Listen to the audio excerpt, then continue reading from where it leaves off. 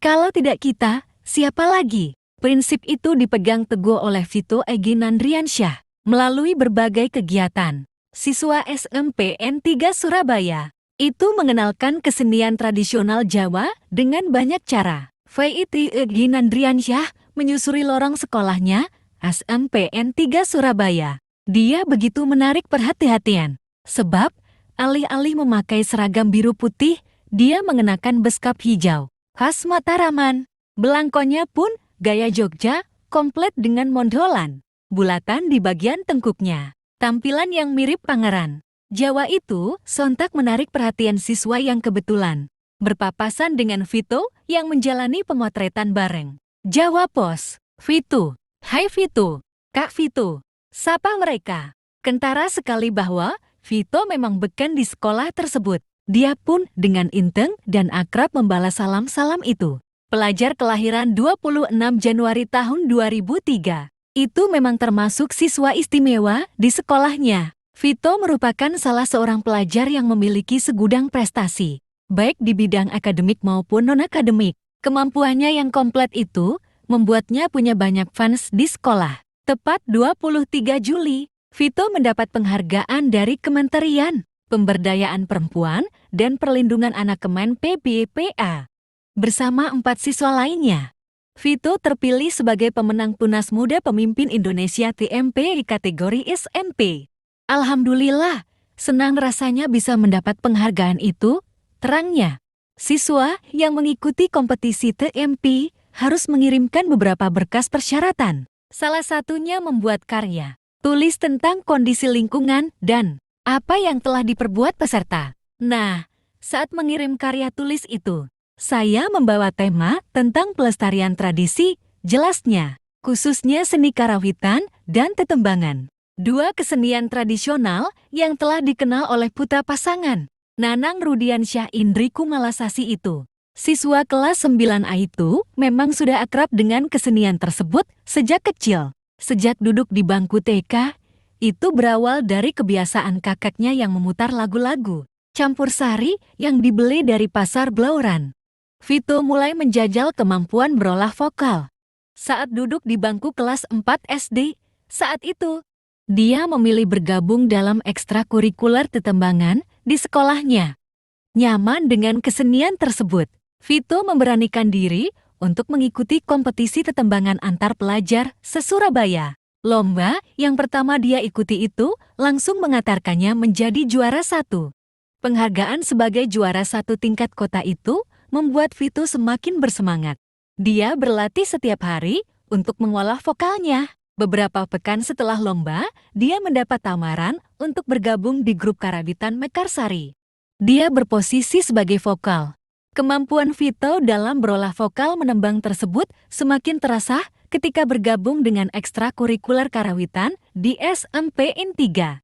Berbagai teknik vokal sesuai dengan intonasi nada perlahan dia pelajari. Latihan ini sangat berperan bagi saya. Terutama, saya mulai membentuk karakter suara yang sebelumnya pas-pasan, jelasnya, lantas diiringi tawa berderai. Vito memang mempunyai problem suara sejak kecil.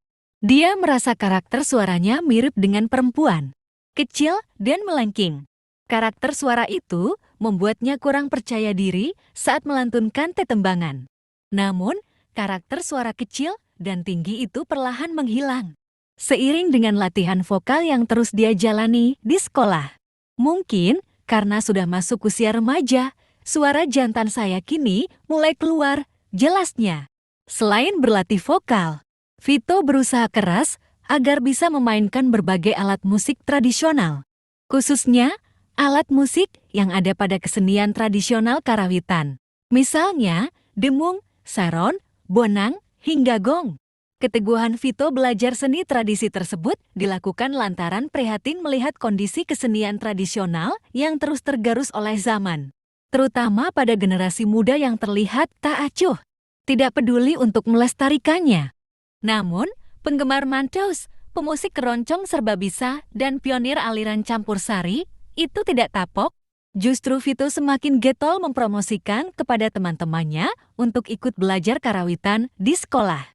Untuk menarik minat teman sebayanya itu, Dia tidak segan memberi banyak bumbu tentang manfaat belajar kesenian karawitan.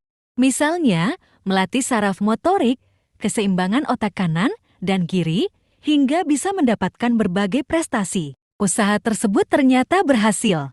Pelan tapi pasti. Semakin banyak siswa yang ikut dalam ekstrakurikuler karawitan. Siswa yang sebelumnya tak acuh mulai tertarik pada kesenian yang sering dia promosikan itu. Sekarang tambah ramai yang ikut ekstrakurikuler karawitan, jelasnya. Kerletan Vito mengajak seluruh teman untuk mencintai seni tradisi itu punya tujuan. Dia tidak ingin generasi muda tercabut dari akarnya budayanya.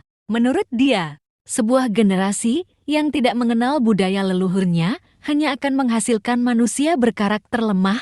Jangan sampai hanya hafal K-pop, tapi merasa aneh saat mendengarkan lagu tradisional, terangnya. Selain di lingkungan sekolah, pengenalan kesenian tradisional tersebut dilakukan Vito di sejumlah event.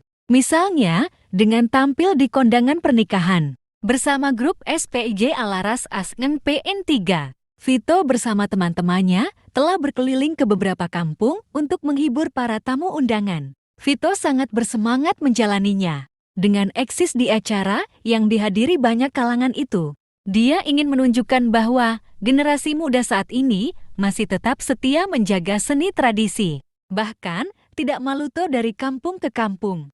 Agar banyak orang yang tahu, terangnya, bahwa pemain campur sari itu tidak harus orang yang telah keriput-keriput saja, tapi juga ada yang kinyis-kinyis seperti anak-anak itu.